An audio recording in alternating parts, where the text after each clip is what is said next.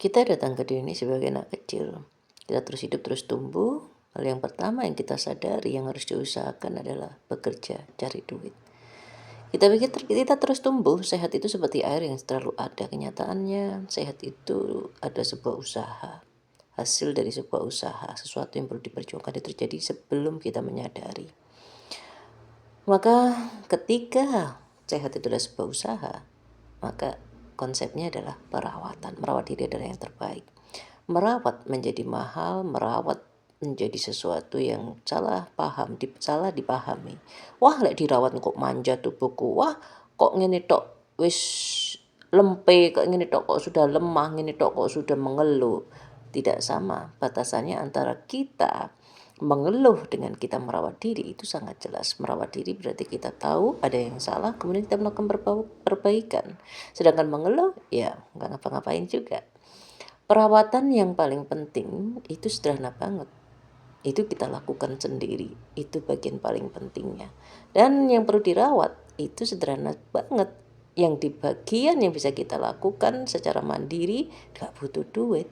Namanya olahraga. Kemudian dalam waktu tertentu kita butuh dibantu oleh seorang profesional. Sekali waktu setahun 3 kali itu sudah luar biasa banget. Setahun 2 kali atau bahkan setahun sekali kita melakukan pemijatan fisik karena kita punya kondisi fisik itu sangat penting. Olahraga nggak bayar kan, setahun sekali 3 kali dialokasikan menjadi berat untuk bayar pemijat, untuk bayar terapis, untuk bayar bekam. Ya itu semua kembali kepada pemikiran kita yang paling dasar seperti tadi.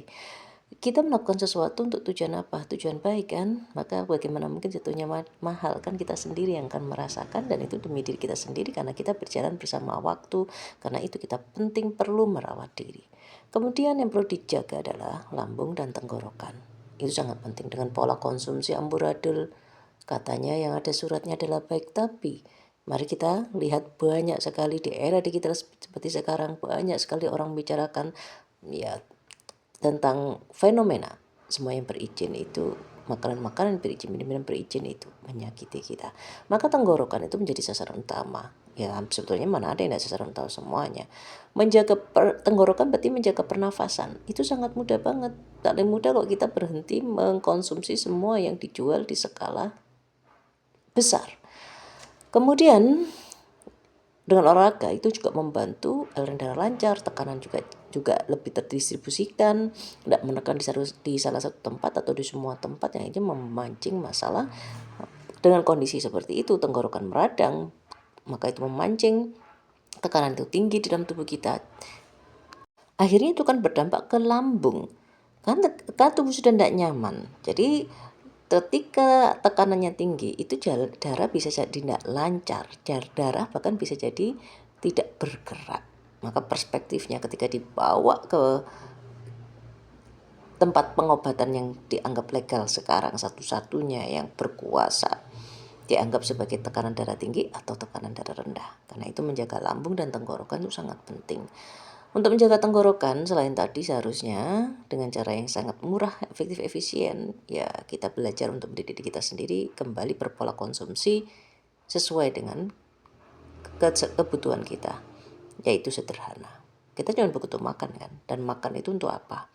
Bukan untuk enak-enak kan. Kemudian dibantu dengan gurah, olahraga itu juga jelas iya, tidak boleh dilupakan itu. Dan olahraga ini harus dilakukan setiap hari. Bisa dilakukan beberapa kali dalam sehari. Durasinya 15 menit, setengah jam bisa dilakukan, diulangi beberapa kali. Itu akan sangat luar biasa dampaknya ke kita. Rutinitas sedikit tapi sering itu luar biasa. Karena itu perawatan terbaik. Lalu tenggorokan dengan apa? Dengan gurah. Mengobati tenggorokan itu jauh lebih sulit daripada mengobati lambung. Tapi dirawat itu jauh lebih baik. Gurah hidung. Ada banyak cara untuk gurah. Aku bikin gurah harganya 30.000 dan itu perih banget, bisa diteteskan ke cotton bud dulu kemudian dioleskan. Itu adalah pintu masuk. Ketika kita menjaga jalur pernafasan itu akan luar biasa. Lalu menjaga lambung. Ada jamu lambung karena lambung ini adalah bagian yang harus terus dirawati. Karena itu konsepnya harus terjangkau, murah. 100.050 gram itu 1 sendok es krim. Kemudian airnya 1 gelas loki yang kecil itu yang biasa dipakai untuk nyajikan minum kalau pas lagi kita datang silaturahim ke orang yang baru dari umroh. Sedikit banget, karena itu adalah perawatan doang. Sedikit itu, jamu itu nggak harus budak, nggak harus lekat, dan nggak harus pahit. Sederhana banget sebetulnya. Dan itu di awal-awal bisa dikonsumsi 3-5 kali. Seperti kita ngecom air untuk bikin kopi.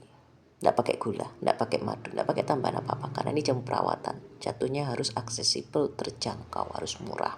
Kalau mau ditambahi madu, tidak ada masalah. Bahkan dikonsumsi bareng dengan superfood, itu bagus. Kita terus bekerja, kemudian kita lelah secara fisik dan batin, kita makan terus makanannya berkualitas tinggi, tapi pencernaannya tidak terawat, karena itu penting sekali. Dan setelah terawat pun, penting sekali kita sekali waktu membantu tubuh kita, memberi tubuh kita bahan terbaik, yaitu superfood, makanan bergizi tinggi yang diolah dengan cara sederhana, alami, natural. Itu akan membantu tubuh memiliki bahan seperti rumah kan sudah lama dipakai, butuh dicat kah, butuh dilabur dikit, butuh diperbaiki atapnya, maka penggantian bahan regenerasi dengan satu produk yang memang diniatkan sebagai bahan untuk membantu itu. Dan ini multifungsi, bisa untuk semuanya, semua bagian tubuh kita. Mau disebutkan saraf, mau disebutkan tulang, mau disebutkan otot, mau disebutkan semua organnya, mau disebutkan bagian luarnya kulit, itu akan berdampak. Ini berdampak untuk semua bagian tubuh, itu sangat membantu.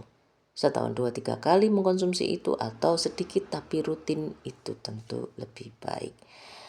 Ini juga bisa digunakan sebagai penambah tenaga perbaikan dengan konsep yang mandiri, nggak perlu sewa kamar. Satu orang yang sakit merepotkan banyak orang.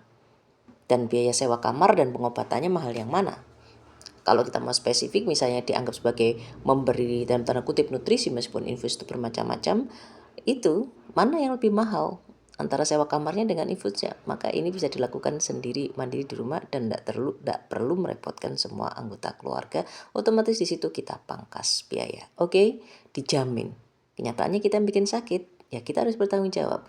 Oke, dijamin, tapi dijamin kan yang sakit, yang tidur di kamar itu yang sakit, yang tidak sakit nunggu di luar. Kemudian ketika nunggu di luar, apa nggak butuh makan, apa nggak capek di luar ruangan, itu sangat melelahkan sekali. Merawat diri itu pertunjukan niat. Innama malu niat, kita mempertontonkan niat, kita mempertontonkan apa yang kita inginkan. Manusia wilayah di sana, menunjukkan keinginannya. Kemudian kita berikhtiar, dan di sana kewajiban berikutnya. Itu akan menjadi sangat luar biasa, mandi ajaib, abrakadabra, ketika kita melakukannya dengan ikhlas, ketika kita melakukannya dengan tulus, ketika kita melakukannya dengan ketawaduan, ketika kita melakukannya setiap kali mengkonsumsi itu, kita berdoa, memohon dengan jelas, dengan saja.